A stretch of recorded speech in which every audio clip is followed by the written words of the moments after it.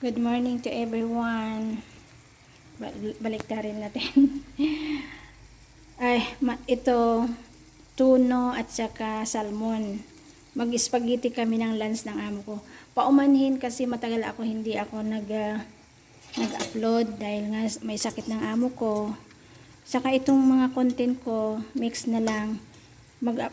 Kasi nga, mag-upload ako, o hindi mag-upload, okay lang. Dahil kasi nga, remembrance ko lang. Ito ang lunch namin. May sakit ng amo ko ngayon. At walang-wala na akong time para mag-upload at mag-vlog. Kaya yan. Good morning. Ito yung lunch namin. Yan. Nakalimutan ko pa nga tuloy yung yung mag-short video na. Nakalimutan ko tuloy.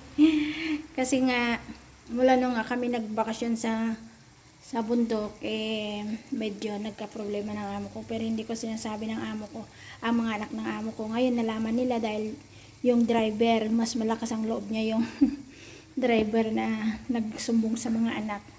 Ayaw ko kasi yung kaguluhan. Baka sabihin nila gumagawa ako ng istorya na hindi maganda ba. Yan. Kaya, thanks God at nalaman na nila yung tungkol sa tatay nila kung anong pinagkakagawa niya. Pero ito, papakita ko ulit sa amin. Kasi umuulan ngayon. Yan.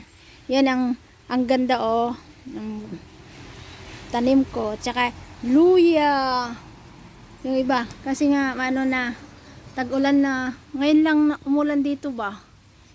Yan. Good morning to everyone. Good morning. Short vlog lang ako ngayon dahil nagluluto ako ng lunch namin ng amo ko. Bye-bye! Bye-bye! Good morning to everyone. Bye-bye! Thanks God! Bye-bye!